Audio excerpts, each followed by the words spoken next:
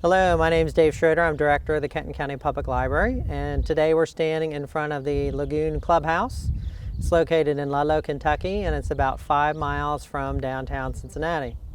This was the centerpiece of the Lagoon Amusement Park, which opened in 1894 as one of the premier recreational facilities in greater Cincinnati. There were weekends where there were as many as 30,000 people at the Lagoon in the evening. The Lagoon's major competition was Coney Island for many, many years, but there was also other parks, including Chester Park, that were also very popular in the greater Cincinnati area, especially during the summer months. Behind me would have been a large lake that was formed when they dammed the Pleasant Run Creek. And the developers of the lagoon figured out that a lake could be formed during the 1883 and 1884 flood, when water backed up in the Ohio River into the lower valley behind me.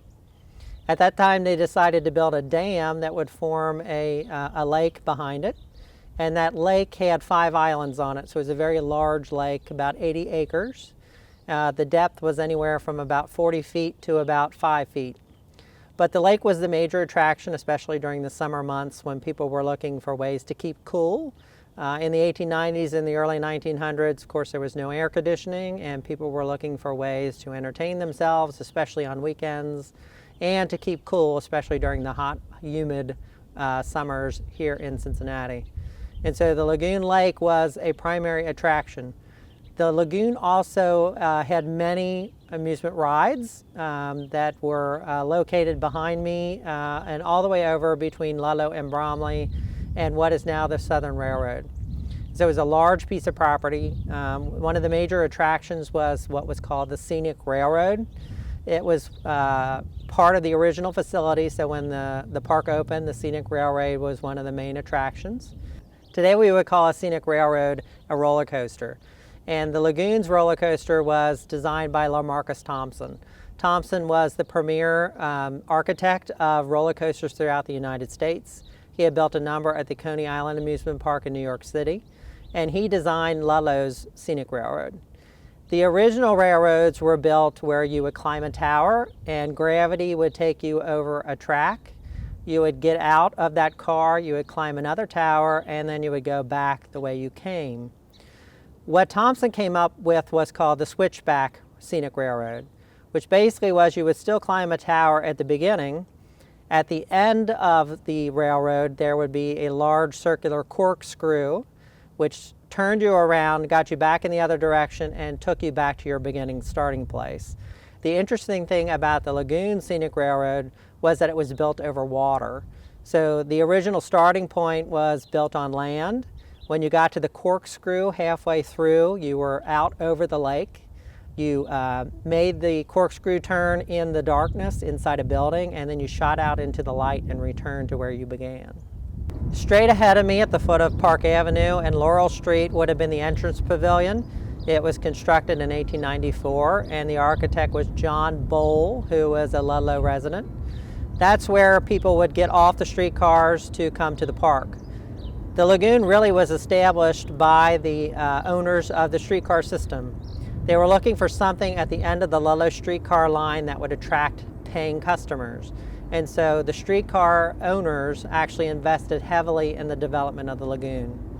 And so you would get off at the foot of Park Avenue, off of the streetcar, and you would enter the entrance pavilion there. To my screen left, you would have the major portion of the park behind the clubhouse here. There would have been a large theater. There would have been a large motion picture theater, one of the first in northern Kentucky. The boathouse was there. Boats were very popular at the lagoon. They had bought a number of boats from the Columbian Exposition that was held a few years earlier in Chicago. They had everything from electric launches to rowboats to paddle boats. So lots of different ways to enjoy the water. There was also multiple rides back in that area, including the Scenic Railroad, but also there was a miniature railroad that one could ride. There was replica gold mine. This was a time where they were discovering gold out west, and so they were kind of building on that as an attraction. On one of the islands on the lake was the Ferris wheel.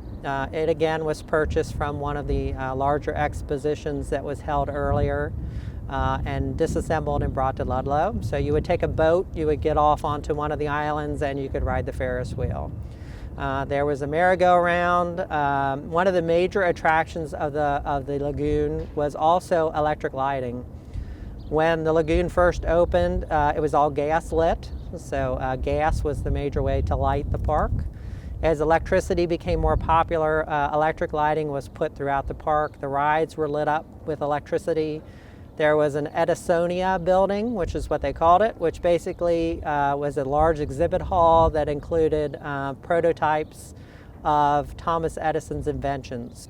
To the right of me was the bathing beach and the boathouse, again, another boathouse. And so there were lots of attractions that brought people to the lagoon each year. One of the things that also brought many people was the Midway. The Midway was developed again at the Chicago Columbian Exposition. And we see these today in multiple amusement parks across the country. It's the places where you go to play the ring toss. It's places you go to get food and to do games of chance. That was a fairly new development in the late 1890s, and several of the lagoon backers went to the exposition in Chicago, and they brought back the idea of having a midway at the lagoon. And so from the day the lagoon opened, it did have a midway. On the midway, there was everything from waffle stands to ring tosses where you could win a gun or a knife. There were other games of chance. There were places to eat. There was a large dance pavilion that could hold hundreds of people. Behind me at the clubhouse, this was the main dining hall, and so this was a place where you could get fine dining.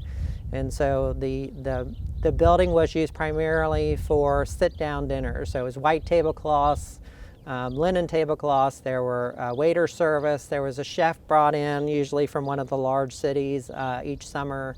And so the building behind me was used by people who could afford to dine out. And the Midway was for the more working classes, for people who were coming to just enjoy a day at the park. The lagoon was also very good about putting on displays that was meeting what was going on at the time. So in 1898, when the U.S. was at war with Spain, they set up on one of the islands a little Cuban village. And so a family of Cuban refugees was actually brought to Ludlow. They were put on the island. There was a small village built, and you could take a trip out from the main part of the park to the island, and you could see how Cuban residents were living. So this was something that people were interested in. The U.S. was at war with Spain, and part of that battle was occurring in Cuba. So people were very interested in Cuba. In the early part of the 1900s, Russia and Japan went to war, which was primarily a naval war. Again, the owners of the lagoon took advantage of that as well. They bought several miniature naval warships that were controlled from the seashore or from the lakeshore, and those models actually did mock battles on the lake in the evening, and they used pyrotechnics and other fireworks to kind of simulate a battle. They did another one that was called the Automobile Ride in the Sky. It was basically a raised platform that went through the middle of the park and then into the southern part of the park. There were 5 Buick touring cars, so they were full-size Buick cars. They were on an elevated track with a metal rail down the middle that kept them from going off the track. So they not only went throughout the developed part of the park, but they also went into the woods. So it was often called the ride through the treetops. It's one of the only such rides in the western United States at that time period. And so it was a very popular ride, and it was particularly popular among women because women during that time period were not usually drivers. They usually rode in the car and their husbands drove. So we have lots of photographs of women driving these touring cars through the lagoon. So it's a very popular activity for women. In 1913, motorcycle racing became a very popular fad in the U.S., and there were motorcycle tracks built throughout the country. One of them was built here at the lagoon. It was located on the other side of the Scenic Railway, back towards the Southern Railroad trestle. And so it was off to the far west of the lagoon property.